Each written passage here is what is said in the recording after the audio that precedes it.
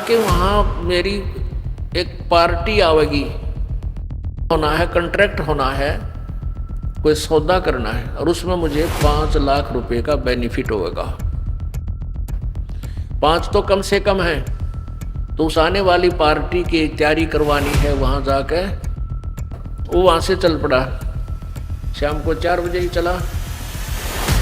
तो अंबाला के पास आकर के उसका एक्सीडेंट हो गया। मारुति कार में थे पूरा परिवार, 4 सदस्य, लड़का लड़की, वो दोनों पति पत्नी। अब सर पर धर ले, चाट ले उस 5 लाख रुपया के बेनिफिट में, आग लाई से धन कहे आप भी ना रहे। और जय मालिक की शरण में ये कहे तो मान जाते, सुन जाते, हो सकता है उनकी वह बला टल जाती। राम नाम कड़वा लागे, मीठे लागे दाम, और दुविधा में दोनों गया माया मिली ना राम। अब परसों चौथे समाचार पत्र में आया है कि यहाँ हिसार के अंदर एक आई हॉस्पिटल था, उसका डॉक्टर अपने बच्चे को एडमिशन दिलाने के लिए जा रहा था या आ रहा था। तीन थे एक कार में, तीनों मर गए एक्सीडेंट में, पत्नी, वो और उसका बेटा। अब जैसे आप जा रहे हो, एक्सीडेंट हो गया और वहां आपको बता दिया, वहां धनी का काम था। वहां ना राष्ट्रपति बचा सकता, चाहे आपका पिता भी क्यों ना हो, ना मुख्यमंत्री बचा सकता, ना कोई भी नहीं बचा सकता, ना तेरी माया बचा सकती, धन नहीं बचा सकता, वहाँ परमात्मा बचा सकता। वहाँ धनी का रोल है। और आपके भाग्य में कोई संपत्ति नहीं है और परमात्मा आवश्यक समझते हैं कि इस बच्चे को इतना तो अवश्य चाहिए, तो वो भी आपको अवश्य देंगे।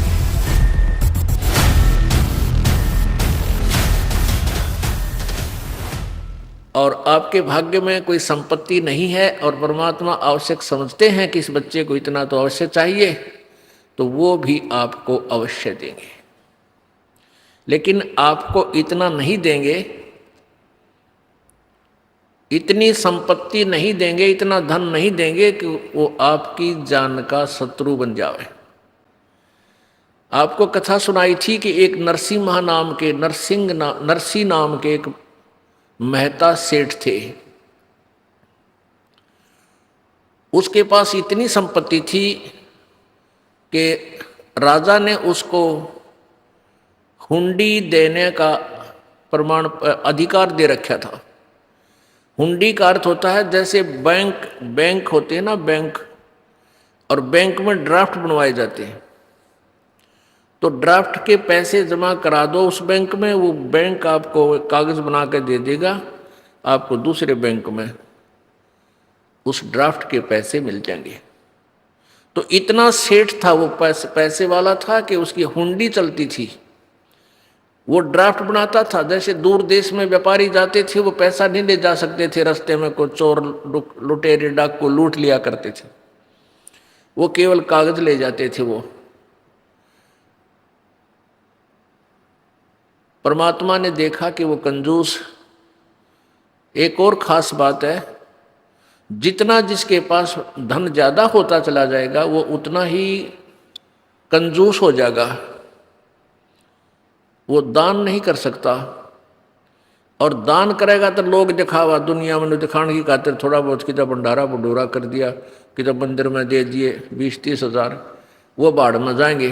क्यों? वो कहते हैं गुरु बिन माला फेरते, गुरु बिन देते दान, और गुरु बिन दोनों निष्फल हैं, चाहे पूछो वेद पुराण। तो कहने का भाव यह कि परमात्मा ने उस नरसी जी के जो गले में वो झाड़ था, उसका दुश्मन था वो माया, वो सारी माया का दान करवाया। और उस प्यारी आत्मा ने अपना सारा हिसाब लगा लिया और समर्पण कर दिया परमात्मा पे।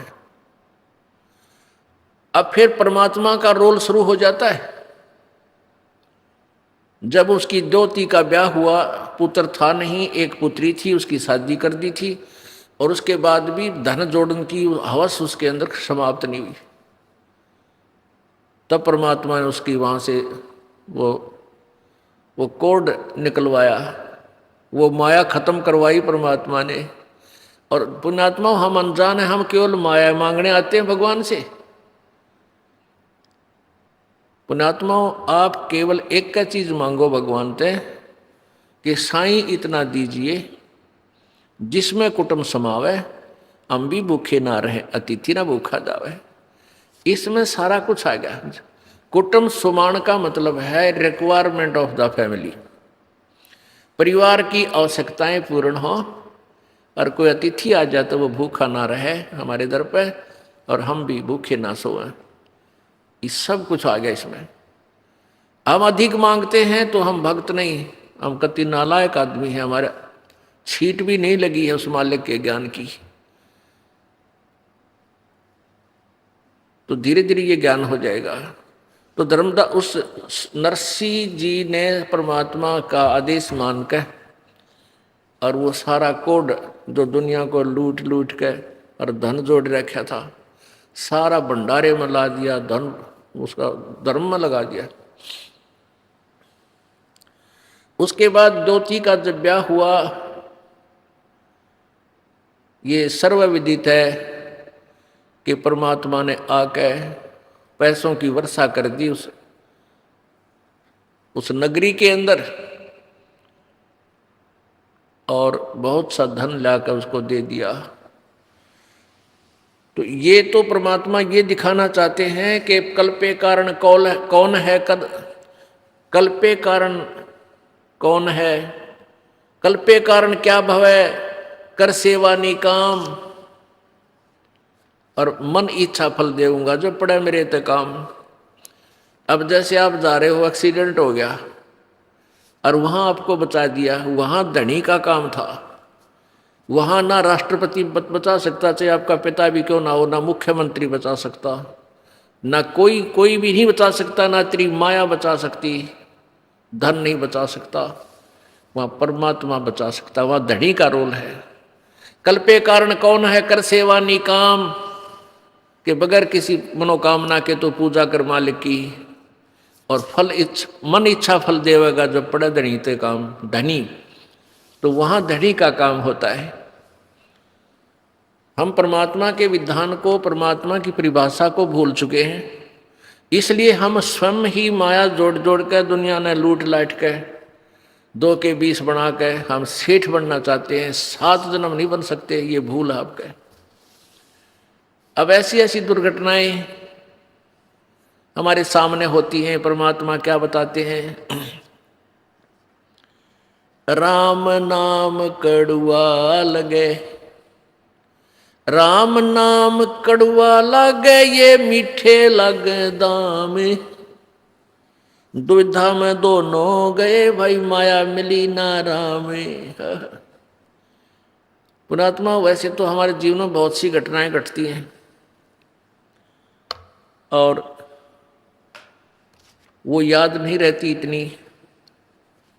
जब हम सत्संग सुनते हैं, विचार सुनते हैं, परमात्मा का विधान पढ़ते हैं, फिर वो सारी हमारे सामने घूमने लग जाती हैं।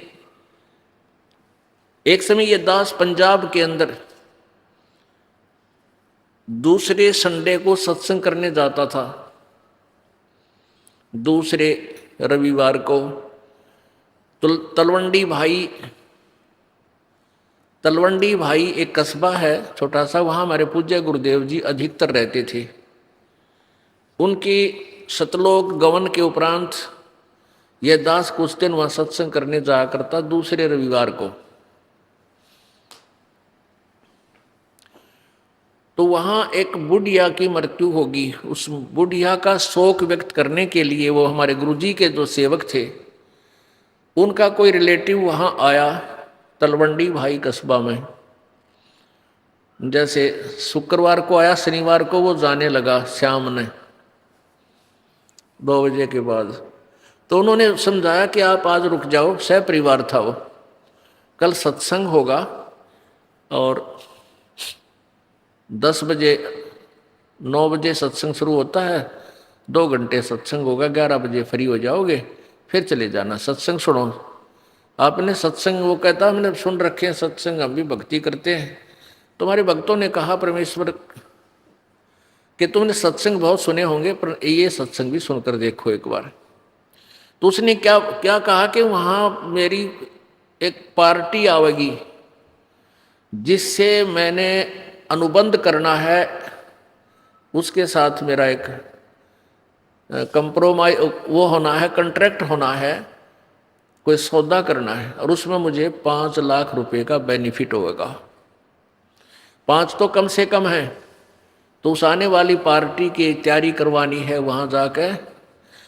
यानी कब आएंगे कि कल रविवार को आएंगे वो 2 बजे, 2-3 बजे शाम को। तो हमारे भक्तों ने उसके रिश्तेदारों ने, तलवंडी भाई वालों ने कहा कि 11 बजे फ्री हो जाओगे और यहाँ से 3 घंटे का रास्ता है चंडीगढ़ का, तुम पहुँच जाओगे। फिर कर लियो। कहने लगा नहीं आपको नहीं मालूम मेरे बिजनेस का, मेरे पास समय नहीं है, फिर देखूंगा। वो वहाँ से चल पड़ा, शाम को 4 बजे ही चला।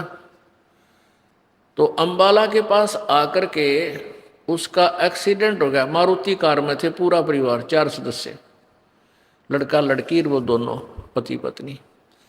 एक बजरी का भरा हुआ ट्रक खड़ा था, उसका जैक ला रखा था, पिछले दोनों पहिए काट रखे थे। और रात का तो अंधेरा सा हो गया था। उसने वो मारुति कार फुल स्पीड थे, उस ट्रक के नीचे जा घुसी और झटका लगने तो वो जैक हट गया। वो पूरा लोडी ट्रक बजरी का भरा हुआ उस कार पर। पहले तो झटके इतनी स्पीड में ऊँए मर ले आदमी, फिर रही कई कसर वो ऊपर पड़ गया। तीनों का जाम कर दिए, चारों खत्म हो गए। अब उन्होंने फिर हम जब सत्संग करने गए, जब बताई वह दर्द भरी कथा, तब याद आती है रह करे भगवान अब सर पर धर ले, चाट ले उस 5 लाख रुपया के बेनिफिट ने, आग लाई से धन के आप भी ना रहे। और जय मालिक की शरण में ये कहे तो मान जाते, सुन जाते, हो सकता है उनकी वह बला टल जाती। राम नाम कड़वा लागे मीठे लागे दाम, और दुविधा में दोनों गया माया मिली ना राम। और आगे की होगा इनके संग में, फिर पीछे तू पसवा की जय दीजे गद्दा बैल बनाई, ये 56 भोग कहाँ मन बोरे की तकुरडी चुरने जाई। अब तो मनुष्य शरीर है, जब चाहे खाना खा ले, लड्डू खावा, जलेबी खावा, सेब संतरे खा ला। और फिर भगवान की भक्ति ना करने से, देखो भक्ति तो और भी कर रहे हैं लेकिन वो शास्त्र विरुद्ध है, उसका भी यूज कति नहीं, कोई लाभ नहीं। सत भक्ति पूर्ण संत से लेकर भक्ति करने से ही लाभ होता है। तो आगे फिर जो कष्ट इनके ऊपर आएगा वो पहाड़ से भी दुख भारी होगा। किते कुत्ता बनेगा, किते गधा बने, किते सुअर बने। आप देखते हो किसी कुत्ते के खाज लगी है, किसी की दोनों टांग टूट रही है। एक बार ये दास अपने, पहले थोड़े भगत थे, घर घर जाते थे, रात को वहीं रुकते थे, वैसे समझाया करते थे। रोहतक के अंदर ये दास अपने भगत के यहाँ रुका हुआ था। सुबह वक्त से उठकर मैं सैर सपट्टे को निकल गया। शहर के अंदर ही खाली प्लाट पड़े थे, वहाँ सड़क सी बना रखी थी, कॉलोनी काट रखी थी। सड़क पर घूमने के लिए गया तो वहाँ मैंने निशान देखे, जैसे 2 निशान ऐसे रेत के अंदर सड़क के साथ साथ निशान से पड़ते जा रहे थे कंटिन्यूसली। तो मैंने पहले मेरे ध्यान में आया, सोचा कि भाई ये क्या, किस चीज के निशान हो सकते हैं। ये सोचता सोचता चल भी रहा था, उधर देख भी रहा था। आगे थोड़ी देर चलते क्या देखा कि एक कुत्ता जिसकी ढूढ़ी डगरी यानी पिछला हिस्से को पैरालाइसिस हो रहा, बैक साइड को, और अगले अगले पैरों से चल रहा है और पीछे वाले पैरों को ऐसे घिसराता हुआ घिसरते चल रहे हैं। और मुझे निकट देखकर रोने लग गया, चिल्लाने लग गया, चा चा। वो किसी ने लठ मार दिया उसके, और लठ मारने से उसकी सांकड़ी निकल गई पिछली, वो हड्डियाँ टूट गई। अब उसने सोचा ये मारेगा मेरे, क्या क्या। मैं तो और थोड़ी दूर से निकल कर नीचे कर दे, उससे दूर गया, मुखार तरह कर। तो पुण्यात्माओं अब याद आती हैं, क्योंकि पहले तो हम भी आंडी पाके अंडा थे, बेरा नहीं था क्या बिजली गिरेगी। अब को दुखी प्राणी दिखाई देता है, कालजा धक धक करने लग जाता है। ये भगवान, या दुर्गति मारी भी तैयार थी अगर आपकी रजा ना होती अपने दास पे। तो पुण्यात्माओं, अब आप बालक नहीं रहोगे। पहले तो बालक थे, अनजान बच्चे थे, ना जाने के जुल्म कर देते थे, हम कर सकते थे भाई। जैसे दारू पीवे हैं, मांस खावे हैं, बकरा काट दिया है तेरा, इसी से बड़ा जुल्म और क्या होगा। गऊ काट देते हैं। तो ये जुल्म हम से डरते नहीं थे, अब डर लगने लगा कि ये पाप है, अपराध है। तो क्या बताते हैं कि वो जो पैसा तो रहा नहीं, जो जोड़ जोड़ कर दुनिया लूट लूट कर दरिया था, और आगे के बनेगी। अब परसों चौथे एक समाचार पत्र में आया है कि यहाँ हिसार के अंदर एक आई हॉस्पिटल था, उसका डॉक्टर अपने बच्चे को एडमिशन दिलाने के लिए जा रहा था या आ रहा था। तीन थे एक कार में, तीनों मर गए एक्सीडेंट में, पत्नी, वो और उसका बेटा। पुण्यात्मा, हम डरते नहीं, हमारा भय नहीं होता। क्यों नहीं होता? क्योंकि हमने ये याद नहीं कि हमारी भी ऐसी कभी ना कभी टिकट कटेगी। और डर होगा जब हम ज्ञान से परिचित हो जाएंगे, परमात्मा के विधान से। अब उस प्राणी ने जो भी, कोई भी, हम भी इसी स्थिति में समझो। अब उसने बहुत बढ़िया हॉस्पिटल बना रखा था, खूब धंधा कर रहा था, और आज वो पैसा भी ना रखे थे, बहुत अच्छा हॉस्पिटल चल रहा था उसका, वेल नोन था वो। तो कहने का भाव ये है कि हम सबके साथ न्याय बनेगी, ना जाने कब बिजली गिर जाएगी।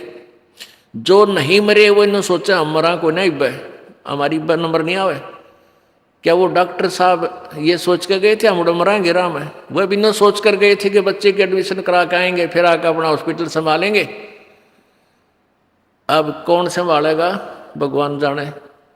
किसी और नहीं मजाएंगे, किधर पशु बनेंगे, पक्षी बनेंगे, वह माया रहेगी जो कि तुम। अपरमात्मा हमें याद दिलाते हैं, आजा बंदे शरण राम की, फिर पाछे पछतावेगा भाई। आजा बंदे फिर पाछे पछतावेगा भाई। आजा बंदे शरण राम की, फिर पाछे पछतावेगा भाई। आजा बंदे शरण राम की, फिर पाछे पछतावेगा। बाड़ू की बीत पवन का खंबा, कब लग खैर मनावेगा। बाड़ू की बीत पवन का खंबा, कब लग खैर मनावेगा। आजम तेरे घटन घेर, तू राम कहन ना पावेगा। आजम तेरे घटन घेर, तू राम कहन ना पावेगा भाई। आजा बंदे, आजा बंदे शरण राम की, फिर पाछे पछतावेगा भाई। आजा बंदे शरण राम की, फिर पाछे पछतावे। काल बलि तेरे सिर पर बैठा, बोझा पकड़ ले जावेगा। काल बलि तेरे सिर पर बैठा, बोझा पकड़ ले जावेगा। मात पिता तेरा कुटुंब कबीला, सारा खड़ा लखावेगा। मात पिता तेरा कुटुंब कबीला, सारा खड़ा लखावेगा भाई। आजा बंदे शरण राम की, फिर पाछे पछतावेगा। धर्म राय तेरा लेखा लेगा, वहाँ क्या बात बनावेगा। हाँ, धर्म राय तेरा लेखा लेगा, वहाँ क्या बात बनावेगा। लाल खंभ से बांधा जा बिन, सतगुरु कौन छुटावेगा। लाल खंभ से बांधा जा बिन सतगुरु कौन छुटावेगा, भाई आजा बंदे।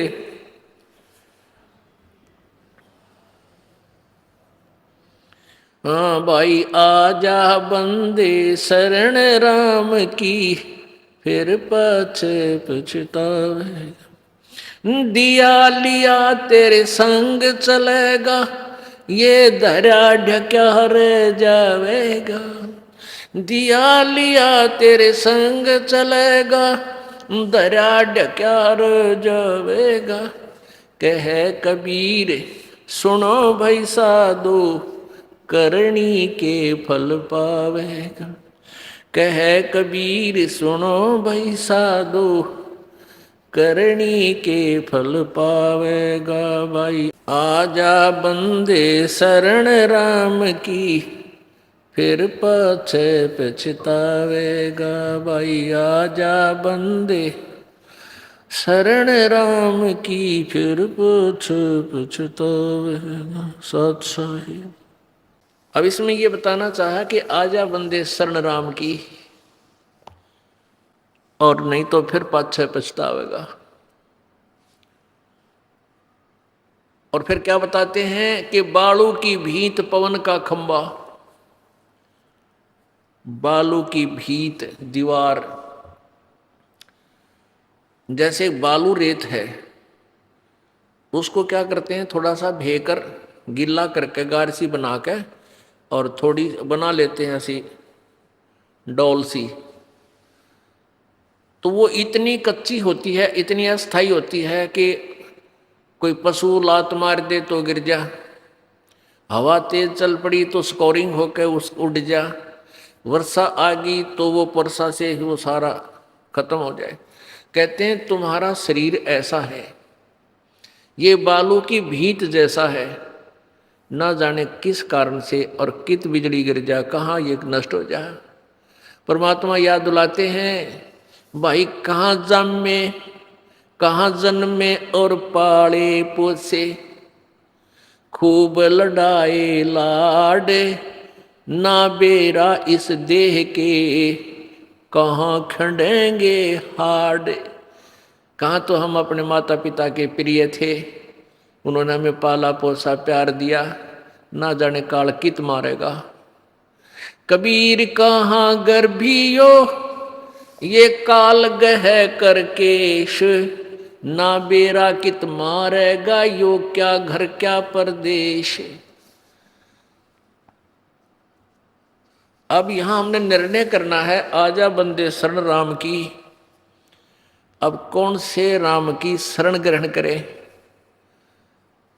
जो हमारे ऊपर ऐसी आने वाली प्रारब्ध की, किस्मत की, पाप कर्मों की बला को टाल दे। वो कौन सा राम है? अपनात्माओं, ये तो गीत दुनिया गाती थी, भगवान कबीर साहब की वाणी लेकर सब पंथों में यही गुण गाए जाते हैं।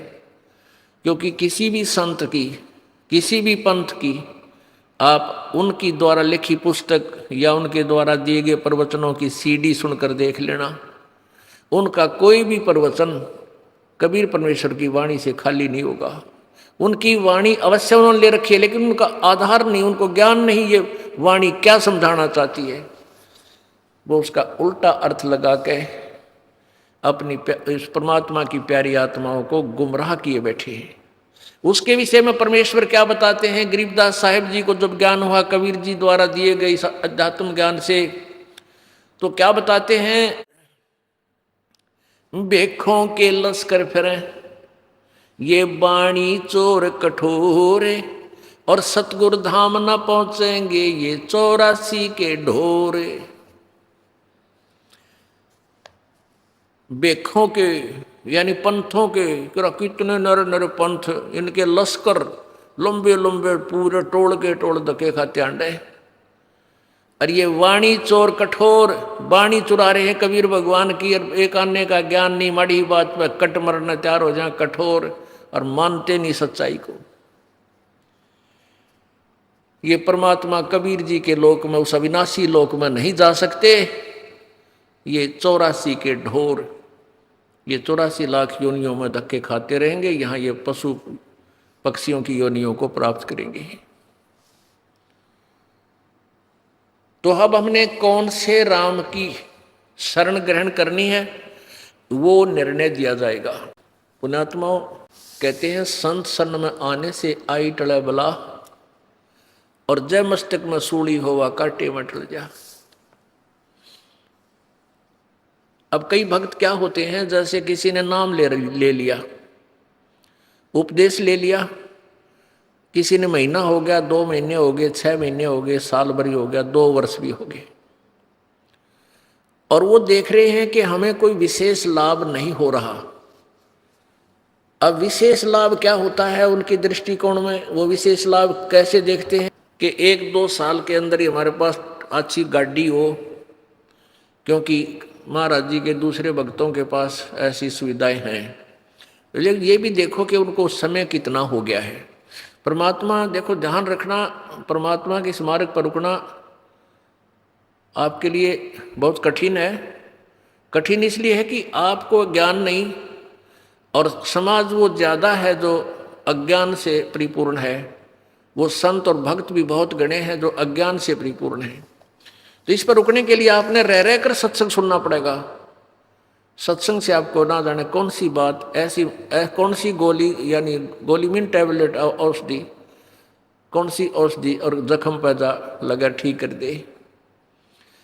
अब जैसे परमात्मा कहते हैं धीरे धीरे रे मना धीरे सब कुछ हो, माली सींचे सोगड़ा ऋतुआएं फलो। एक आम का पौधा लगाया है, आज आपने आम का बीज दिया, 15-20 दिन में तो उसका अंकुर फूटेगा, फिर धीरे धीरे बड़ा होगा, उसकी सिंचाई करते रहो। कहते हैं एक आम के पेड़ को परिपक्व करने के लिए सैकड़ों घड़े पानी डालता है माली, तब जाकर वो पेड़ बनता है। और जब पेड़ बन जाता है समय आने पर ही उसको फल लगेगा। तो ऐसे ही आपने ये राम नाम का बीज, वो सत भक्ति आम का पौधा यानी सच्चा नाम रूपी ये मंत्र प्राप्त हुआ है। इसके विषय में आप समझ लीजिए कि धीरे धीरे रे मना धीरे सब कुछ हो, और माली सींचे सोगड़ा फल ऋतुआएं फल हो। इतना विश्वास रखना इस मालिक पर, क्योंकि इस दास का बहुत ही, इस परमात्मा का के विषय में बहुत ही अच्छा अनुभव है। और कोई उद्देश्य नहीं आपको मिसगाइड करने का, केवल सच्ची सच्ची बताने का मेरा फर्ज है। एक भी बात में फर्क नहीं पाओगा, लेकिन समय लगेगा आपके लिए वो सिद्ध होने में। अब एक समय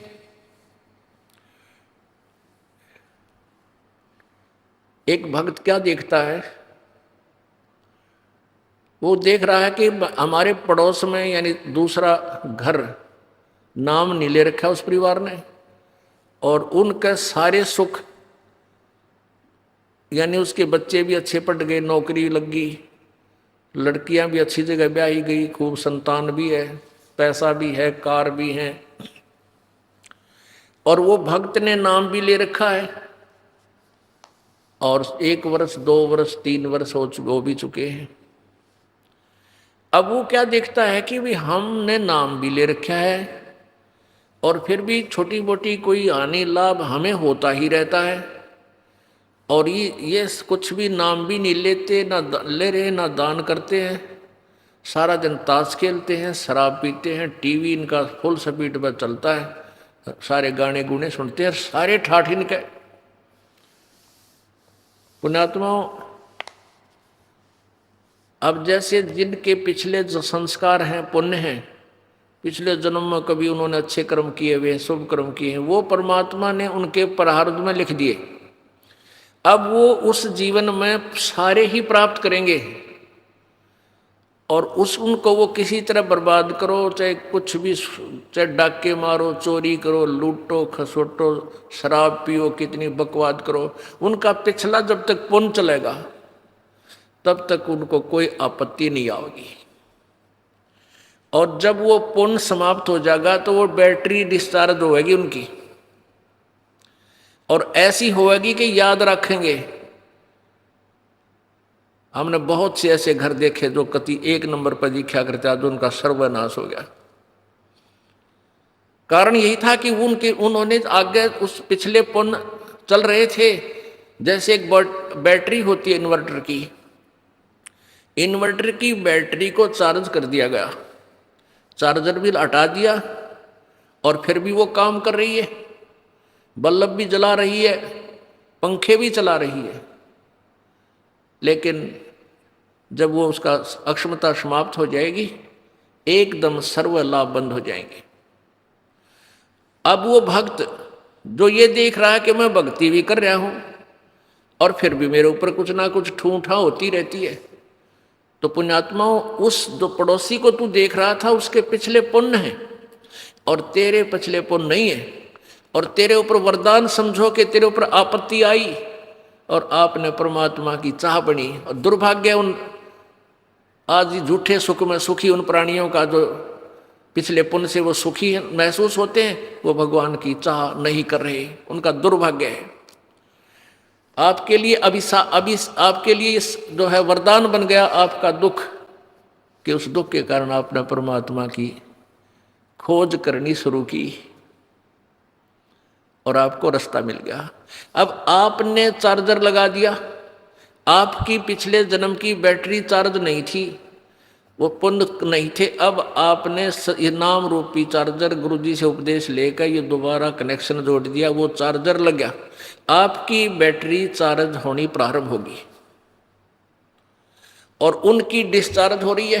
फिर देखना कुछ समय के बाद देखना दोनों का डिफरेंस क्या होगा। वो तो सर्वनाश को प्राप्त होंगे, तेरे घर में न्यारी बरकत होंगी, दुनिया देखा करेगी। ओहो, इतना सुख, ऐसी सुविधाएं। एक भक्त सत्संग में जा रहा था, परमेश्वर कबीर जी रह रह कराते रहते हैं रूपांतर करके समय समय पर, और भक्ति की स्थिति को बनाए रखते हैं। और काल ये चाहता है कि भक्त नास्तिक, सभी मानव नास्तिक हो जाएं, इनको ऐसा उल्टा ज्ञान दिवा दूं, ये साधना करें, इनसे कुछ लाभ मिले नहीं और ये भूल जाए भगवान को। क्योंकि जो आस्तिक हैं वो भगवान की चाह में कहीं ना कहीं भटकते रहते हैं, और उनको भटकने वालों को परमात्मा किसी ना किसी तरीके से अपनी शरण में ग्रहण कर ही लेता है। इसलिए परमात्मा रह रह कराते हैं कबीर जी, और कहीं गुप्त रूप से कोई साधु संत का रूप धारण करके किसी नगरी में 10-5 वर्ष रह गए, किसी में 2 वर्ष रह गए, तो उनको बहुत सा लाभ दे जाते हैं और भगवान की स्थिति को पुनः स्थापित कर जाते हैं। तो कबीर परमेश्वर जी का एक, अब हम संत कहेंगे, वो थे मालिक ही,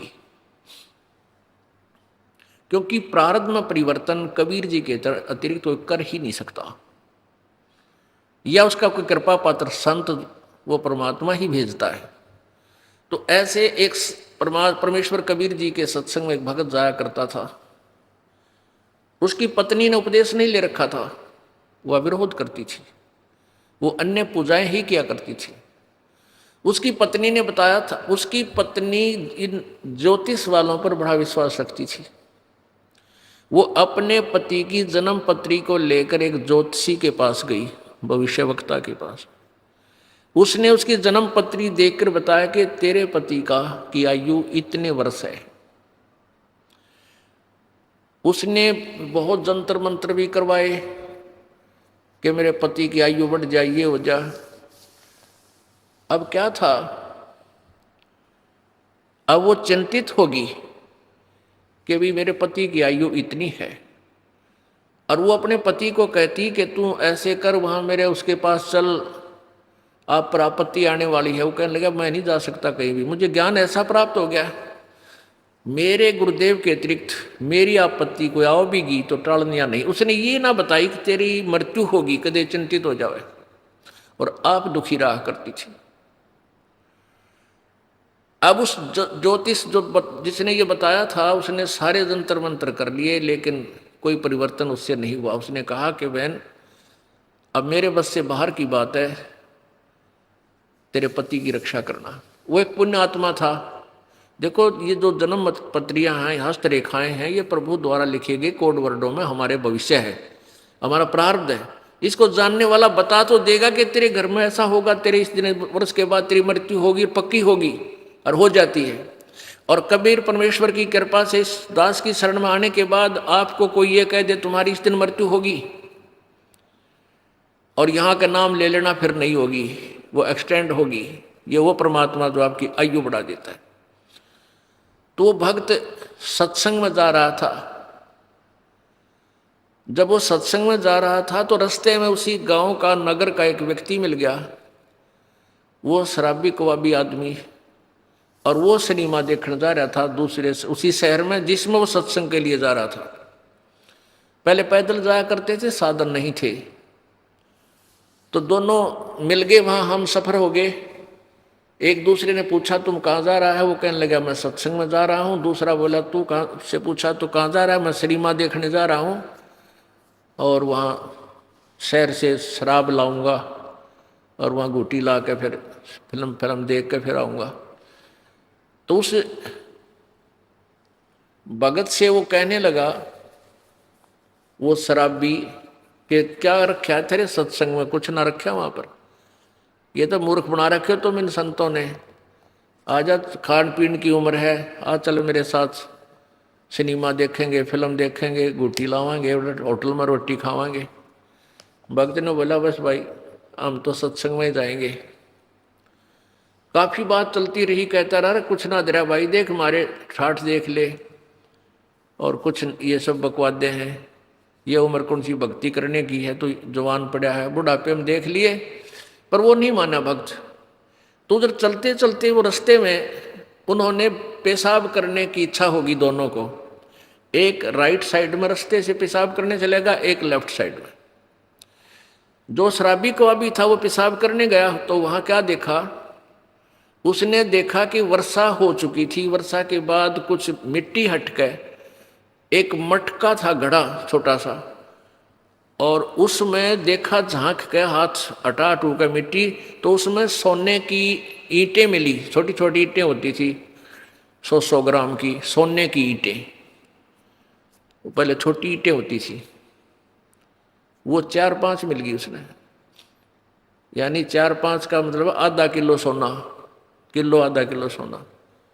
आज तो बहुत महंगा है, उस समय सस्ता होते हुए भी कीमत बहुत थी उसकी।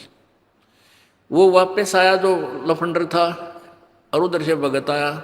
भगत ने कहने लगा देख भाई, आप तो रोज भक्ति करते हो, सत्संग में जाता है, और मैं कद्य भक्ति नहीं करता, ना भगवान भजता, सारा दिन मौज मस्ती मारता हूँ। देख मेरे को ये 4-5 सोने की ईंटें मिली, आजा दिखाऊंगा कहाँ मिली। वो देखा वहाँ पर वो मटका की इसमें मिली। अब काल तो पूरा जाल डाला है अपने भगत पे, परमात्मा के भगत पे किसी तरह भक्ति छोड़ दे। फिर वो कहने लगा देख ले तो मान जा निकम्मे, आजा मेरी गेला घूटी छुटी लावांगे, 4 सैर सपट्टे करांगे। उस भगत के दिल में थोड़ा सा कच्चापनता आ गया, थोड़ा सा। और वो चलते चलते क्या था, चल रहे थे और रास्ते में उसके पैर में कांटा लग गया। ये बातें क्योंकि उसका ध्यान बट गया थोड़ा सा, वो कांटा लग गया और कांटा लाग के अंदर ही टूट गया। अब उसने सोची, वो कह रहा देख अब क्या करी रक्षा तेरे गुरु जी ने, यू कांटा भी लग गया तेरे। कहने का भाव है कि काल ने अपने पूरी जाल डाला, लेकिन वो भक्त टस से मस लिया। उसने सोचा भाई गुरु जी से आज या फाइनल बात पूछूंगा मैं, यह तो बहुत उल्ट से बात होगी। भाई मैं भक्ति भी कर रहा हूँ, आप पर समर्पण भी हूँ, और मेरे ऊपर मैं घर में कोई बरकत सी भी ना दिखती, और ये सारे उल्टे काम कर रहे। इसने सोना भी मिल गया निकम्मे ने, और भाई सारे ठाठ कर रहा। तो ये मन में सोच के गुरु जी के पास आ गया। अब गुरु जी ने पूछा बेटा क्या बात है, बहुत उदास नजर आ रहा है। वो कहने लगा गुरुदेव वैसे तो आपके दास को आपके ज्ञान में कोई त्रुटि नजर नहीं आती, हो सकता है मुझ दास में कोई त्रुटि हो जिस कारण से मैं आपसे लाभ प्राप्त नहीं कर पा रहा। प्रभु वो सारी कहानी बताई कि परमात्मा एक नंबर का निकम्मा आदमी हमारे गांव का है, दारू वो पीवा, बकवाद सारी करे, फिल्म देखे, वो मन रास्ते में मिल गया। और उसको रास्ते में एक सोने की 4-5 ईंटें मिली, आधा किलो सोना, और मेरे पैर में कांटा लग गया। उसने मुझे बहुत डगमग करने की चेष्टा की, गुरुदेव हम भी जीव हैं, मेरे भी मन में थोड़ा सा खोट पैदा हो गया, मुझ पापी पर रक्षा दया करो दाता, ये क्या कारण है। तब उसने बताया, बेटा आज तेरी मृत्यु होनी थी, आज के बाद तेरा जीवन नहीं था, और वो निकम्मा अपना पिछली बैटरी चार्ज कर रहा था, वो अब खर्च रहा है, बर्बाद कर रहा है, उसके पास भविष्य में कुछ नहीं होगा। बेटा तेरी उम्र बढ़ गई, तेरे आज फाइनल तेरी फैसला था। आज कहते हैं द्वार धनी के पड़ा रहे, धक्के धनी के खा, और 100 काल जगजोल ही पर द्वार छोड़ नहीं जा। आज जब तू डगमग हो जाता, तेरी शाम पूरी नहीं होती, तू खत्म हो जाना था। आज तू पड़ा रहा, सच्चे दिल से लगा रहा, तो तू बच गया। अब वो अपने गुरुजी की एक एक बात पर विश्वास किया करता था। वापस आ गया करने, काटा कूटा वहां कटवा दिया, भगता निकाल दिया। अपनी पत्नी से आगे कहने लगा कि आज मेरे गुरुदेव ने ये बताया कि आज मेरी मृत्यु होनी थी, और गुरुजी की भक्ति से, उसके नाम से, उनके आशीर्वाद से आज मेरा जीवन बच गया। उसकी पत्नी ने उसी समय उसको कहा कि सचमुच तेरे गुरुजी पूर्ण परमात्मा है। वो जन्म पत्री ले रही थी, कि मैंने दिखाई थी एक जन्म पत्री कि इस वर्ष में तेरी मृत्यु थी, और मैंने सारे जंतर मंत्र करवा लिए थे। उस मेरे जिसके पास मैं जाती थी, उसने लास्ट में हाथ खड़ा कर दिया था कि मेरे बस की बात नहीं तेरे पति को बचाने की। और मैं बहुत चिंतित थी, रोया करती भगवान पड़का भगवान के आगे। तो उसकी पत्नी ने भी उपदेश लिया, और वो बालक का फिर उन बच्चों का पूर्व अच्छा जीवन रहा, काफ़ी लंबी आयु उसको प्राप्त हुई। तो इस प्रकार हमने अपने परमात्मा के ज्ञान पर ये विश्वास रखना पड़ेगा। इसमें थोड़ा धीरज धैर्य की आवश्यकता है, जल्दी नहीं मचावे। तो अब हमने सबसे पहले ये देखना है कि वो कौन परमात्मा प्रभु है जो हमारे प्रारब्ध के कर्म को नाश कर सकता है। वो पूर्ण ब्रह्म है, परम अक्षर ब्रह्म है। बहुत से ऐसे प्रमाण आपको मिलेंगे कि प्राणी जब दुखी हो जाता है, वो संतों की तलाश करता है, उनसे फिर जाकर वो जंतर मंतर करवाता है। वो पहले तो उपदेश देते हैं, गुरु लोग कहते हैं ये नाम जप, ऐसे पूजा कर दे, ऐसे प्रसाद बांट दे, ऐसा कर दे, तुम्हारे पितर रुष्ट हो रहे हैं उनके 5 कपड़े रख दो। उसके बावजूद भी उनको कोई लाभ नहीं हो रहा। तो फिर वो संत क्या कह देते हैं कि भी ये तो तेरे प्रारब्ध में लिखा हुआ कष्ट है, तेने भोगना ही पड़ेगा। प्रारब्ध में जो लिखा गया है पाप, वो कर्म नाश नहीं होता। अब वो पुण्यात्मा जो दुखी था, वहाँ सुख की आशा लेकर गया था, वहाँ से उसको लाभ नहीं मिला, और ये जवाब मिल गया 2 वर्ष 3 वर्ष के बाद। फिर वो दूसरे संत के पास जाता है, वो दूसरे संत के पास भी उसकी यही क्रिया शुरू होती है, ऐसा कर दे, वैसा कर दे, ऐसा कर दे, नो बोल दे, ये जाप कर ले, इतना जाप ये कर ले, और फिर भी लाभ नहीं होता। फिर वो तीसरे के पास जाता है, फिर चौथे के पास जाता है, और अंत में नास्तिक हो जाता है। अब नास्तिकता क्यों पनप गई हमारे समाज में? क्योंकि परमात्मा कबीर जी ने जब प्रथम बार सतयुग में इस काल के लोक में आए थे,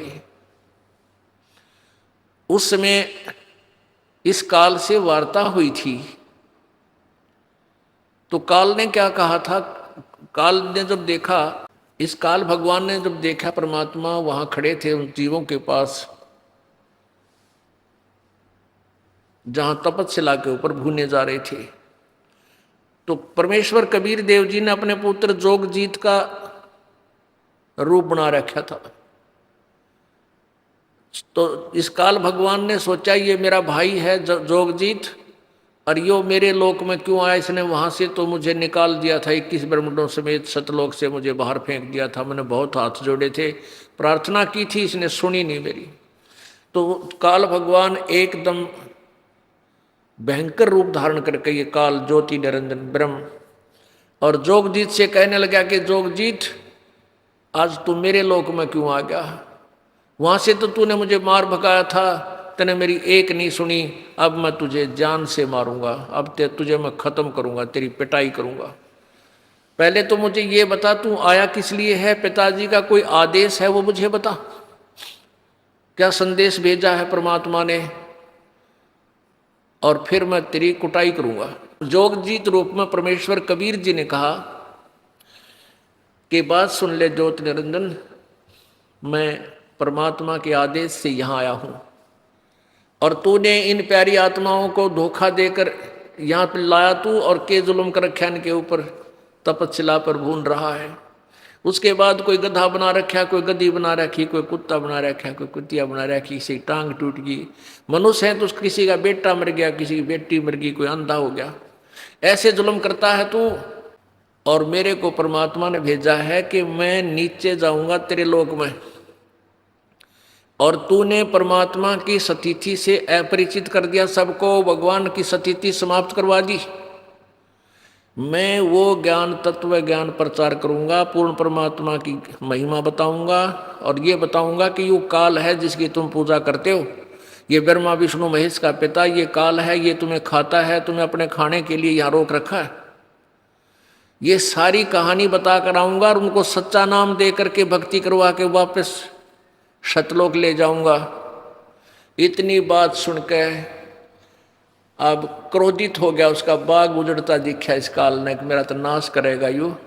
जय इसने नीचे साची बता दी तो मेरे पास कौन रहेगा, सब भाग जाएंगे। इस उद्देश्य से उसने सोचा कि इस जोगजीत की टिटवी दाब दूं, इसको खत्म करूंगा एकदम भयंकर होकर के। परमात्मा कबीर जी कहते धर्मदास अपनी प्यारी आत्मा को कि ऐसे भयंकर होकर ये काल मेरे ऊपर झपट्या, और धर्मदास मैंने श्वास का सिमरण, वह सतनाम का सिमरण शुरू कर दिया, श्वास उश्वास से। अब पुण्यात्माओं, परमात्मा ने ना तो श्वास के सिमरण की जरूरत थी, और काल उसका क्या बिगाड़ सकता है, लेकिन वो हमें याद दिलाते हैं ये रिहर्सल करके, प्रैक्टिकल करके, कि जब भी आपके ऊपर कोई आपत्ति आवे किसी भी प्रकार की, आप इस सच्चे नाम का, सतनाम का, श्वास वाले मंत्र का जाप शुरू कर देना। चाहे आपने कोई राक्षस दिखाई दे, कोई भयंकर कोई प्राणी आपके पीछे लग जाए, या कोई हानि पहुंचाने की चेष्टा करे, आप करके देखना। तो परमात्मा हमें याद दिलाते हैं कि आप ऐसे करना किसी आपत्ति के समय। तो कहते हैं धर्मदास, मैंने सांस का सिमरण शुरू किया, और काल उस सिमरण के प्रभाव से इतना कंडम हो गया, वो असहाय हो गया, और ऐसे गिरा वहां से जमीन पर जैसे पक्षी की पांख कट जाया करे, पड़ा पड़ा फड़फड़ाता है, उड़ नहीं सकता। तो उसने देख लिया, काल भगवान ने देख लिया कि जोगजीत के पास बहुत प्रबल शक्ति युक्त मंत्र है, और मेरी इसके ऊपर दाल गलेगी नहीं। तो चापलूसी का तरीका अपनाया, पैर पकड़ दिए, घिसड़ पिसड़ के नीचे आके जोगजीत के दोनों पैर पकड़ दिए। बोले, कहने लगा तू मेरा बड़ा भाई, मैं तेरा छोटा भाई। क्योंकि जोगजीत, सहजदास, अचिंत, तेज, ज्ञानी, ये पहले परमात्मा ने उत्पन्न किए थे। अचिंत के बाद फिर अक्षर पुरुष उस अचिंत ने किया, उत्पन्न किया, और ज्योति निरंजन को परमात्मा ने बाद में उत्पन्न किया, इसलिए छोटा है सबसे, 17वां है ये। तो उसने कहा कि तू मेरा बड़ा भाई, काल बोलता है जोगजीत को, मैं तेरा छोटा भाई। और छोटे बच्चे तो उत्पात करते हैं और बड़े अक्षमा किया करते हैं। आप मुझे बालक नादान समझकर माफ कर दो, मैंने गलती से आपके साथ डिठाई कर दी। और पैर पकड़ कर रोने लग गया। परमात्मा बोले ठीक है, मैंने माफ कर दिया। कहने लगा नहीं, आप तो परमात्मा के आप परमेश्वर के पास से आए हो, आपके पास उनकी पावर है, आप उनके रिप्रेजेंटेटिव हो, मुझे कुछ सुविधा दे दो, मेरे लोक में असुविधा बहुत है। परमात्मा बोले बोल क्या मांगता है? ऐसे नहीं, वचनबद्ध हो जाओ प्रभु। प्रभु जोगजीत रूप में परमेश्वर कबीर जी बोले ठीक है भाई, मैं हो गया, वचनबद्ध हो गया, बोल क्या मांगता है? कि 3 युगों में जीव थोड़े ले जाना, सतयुग त्रेता द्वापर में थोड़े जीवों को पार करना, और चौथे युग कलयुग में आप जो कितने ले जाना, इतनी दया कर दो, ये वरदान मुझे दे दो। परमात्मा बोले भाई तथास्तु, ठीक है, सतयुग त्रेता द्वापर में मैं बहुत कम जीवों को ले जाऊंगा, और कलयुग में अब तेरा वचन है ये, फिर मत जाना कदे बकवाद करे फिर गढ़ू तने, कलयुग में फिर अपने जीवों को मैं कितने ले जाऊं। हाँ जी, पर एक और करना, जो आपके ज्ञान को सुनकर आप उस ज्ञान आधार से आपके साथ लगे, आपके और हमारे ज्ञान से हमारे पास रहें, उनके साथ आप बाई फोर्स ना ले जाना, अपना ज्ञान समझा के ले जाना। आपके ज्ञान को मान के आपके साथ लगे, उन्हीं को ले जाना, और जो आपका ज्ञान स्वीकार ना करें, जबरदस्ती ना करियो भगवान। अच्छा भाई ठीक है, परमात्मा को पता था सारा कि ये बात ऐसा ही करूँगा और ऐसा ही संभव होगा, तो उसने कह दिया ठीक है। 1-2 और ऐसे ही वचन थे वो मांगे, परमात्मा ने सारे तथास्तु कर दिए। अब जब सारे हाँ भर ली ना परमात्मा ने, तब खड़ा हो गया डीठ, जैसे इस भस्मागिरी ने पहले तो पूजा करे था भगवान शंकर की, और उल्टा नीचे सर ऊपर पैर करके, जब भगवान शंकर ने वचनबद्ध होकर भस्म कड़ा दे दिया, जब ने बोला ओले शंकर होशियारी तो न देखूंगा, शंकर जी को मारने के लिए उसके पीछे पड़ लिया, और तेरी पत्नी ना अपनी पत्नी बनाऊंगा, तो ये खत्म करूंगा, बोल शंकर की जय। अब शंकर आगे आ गया, शंकर जी भागे आगे, पीछे पीछे चला। तो यहाँ ऐसा है, अब शंकर जी तो उससे डर के बाज लिए, अब परमात्मा वहां खड़े हैं, उसका बकल तार दिया काल का, वहां गिर गया चक्कर खा के। तो फिर परमात्मा से उसने कहा, खड़ा हो गया एकदम, अगजा जोगजीत, बेशक नीचे के लोकों में चले जाना, और जब कलयुग आवेगा ना, कलयुग, उस समय इन सभी प्राणियों को उल्टी, वैसे तो सतयुग से ही शुरू कर दूंगा, इनको उल्टा ज्ञान देना, उल्टे यानी शास्त्र विरुद्ध साधना पर आरूढ़ कर दूंगा, और देवल मंदिर पूजा, देवी देवताओं की पूजा पर आरूढ़ कर दूंगा, और कलयुग के अंदर तो ऐसा कर दूंगा इस प्राणी को, ये भक्ति के योग नहीं रहेगा। अब आप देख रहे हो कितने विकार भर गए हमारे अंदर, बीड़ी, शराब, मांस, तम्बाकू, दुनिया भर के। अब धर्म जो न्यारे बने थे, अलग अलग धर्म बने, हिंदू धर्म बना, मुसलमान ईसाई धर्म बना, मुसलमान धर्म बना, सिख धर्म बना। ये धर्म धार्मिकता के आधार पर हुए थे कि पुराने वाले धर्मों में त्रुटि आई तो दूसरे धर्म अलग से, जैसे सब बुराइयों से हटाकर वो अलग से स्वच्छ समाज तैयार किए गए थे। और अब सभी धर्मों के अंदर एक जैसे विकार घर करके शराब पीते हैं, मांस खाते हैं, हत्याएं करते हैं, जीव हिंसा करते हैं, तम्बाकू पीते हैं, और कोई आप देख लो मानव सतर कितना गिर गया, भाई बहन का प्यार नहीं, कोई लोग लाज रही, कोई लाज शर्म रही नहीं, माता पिता के प्रति श्रद्धा रही नहीं, और भक्ति सभी शास्त्र विरुद्ध कर रहे हैं। तो परमात्मा, अब यहाँ एक शंका उत्पन्न होती है कि भाई परमात्मा तो अंतर्यामी थे कबीर जी, और उन्होंने ही तो श्राप दे दिया इसको 1 लाख मानव शरीरधारी श्री जीव खाने का, तो वहां से गलती तो भगवान ने ही की है। कुछ ऐसे प्रश्न करते हैं अनजान व्यक्ति, शुरू में ऐसी शंकाएं उत्पन्न होती है। अच्छा, वो गलती की, उसके बाद फिर भगवान ने ये 3 युगों में जीव कम ले जाने का वायदा नहीं करना चाहिए था, हम पहले पार हो जाते। पुण्यात्माओं, परमात्मा ने पता था हम किसे हैं, जैसे हम अच्छे होते तो सतयुग सतलोक से ना आते, हम कति कंडेम हो लिए तभी तो यहाँ आए हैं, जमाने कम में थे। परमात्मा को पता था यदि वो श्राप नहीं देता 1 लाख मानव शरीरधारी प्राणियों के आहार करने का, तो ये काल कभी भी हमें मनुष्य जीवन नहीं देता। एक योनि और बना दे, जो 84 लाख बना रखी गधे कुत्ते सूरा की, और हमने जिन कभी भी मालिक याद नहीं आने देता, ऐसा जुल्म कर देता हमारे साथ। परमात्मा ने इसकी मजबूरी बना दी हमें मानव शरीर एक मानव शरीर देने की। और मालिक को पता था कि इन निकम्मा ने मैं फिर जाकर मानव शरीर में ही समझा सकता हूँ, इनको फिर ले आऊँगा, खा लेने दे धक्के कुछ दिन, इन्होंने ये ले लेंगे। टिंडे काल के साथ गए हैं वहाँ सुख ढूंढने के लिए।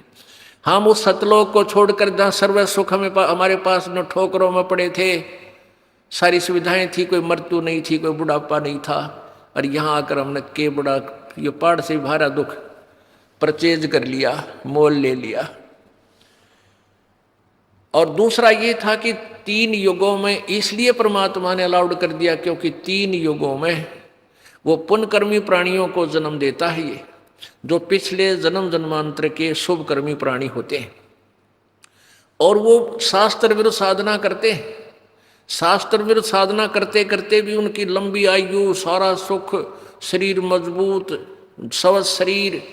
और उसमें वो एक विधान है, ऐसे पुण्यकर्मी प्राणियों का सतयुग में जन्म होता है कि पिता से पहले पुत्र नहीं मरेगा, ना पुत्र नहीं मरेगा पिता से पहले, और स्त्री विधवा नहीं होती, यानी स्त्री पहले मरती है और पति बाद में मरते हैं। ऐसे अच्छे वहाँ उस समय नियम है होते हैं। तो उस समय सभी साधनाएं करते हैं, मनमुखी करते हैं, फिर भी उनके घरों में सुख होता है। तो वो परमात्मा कबीर जी आते रहते हैं 4 युगों में, लेकिन वो कतई नहीं सुनते भगवान की, उल्टा विवाद करते हैं। 4 युगों का इतिहास है, आप इसमें पढ़ सकते हो, आध्यात्मिक ज्ञान गंगा में इस दास ने पूरी विस्तार से भर रखा है।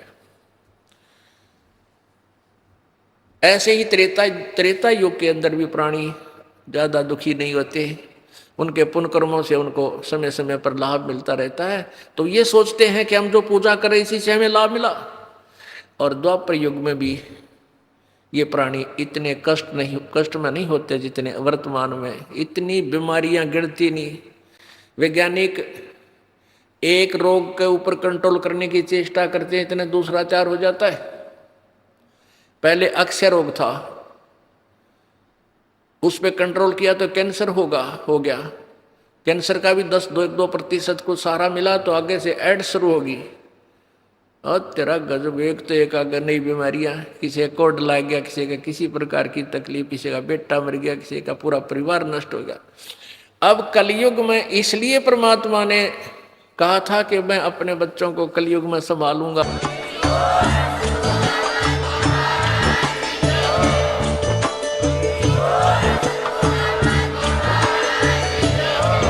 सब्सक्राइब करें लास्ट भक्ति यूट्यूब चैनल को और बेल आइकन को प्रेस करें ताकि आने वाली वीडियो की नोटिफिकेशन आपको मिलती रहे सत साहिब।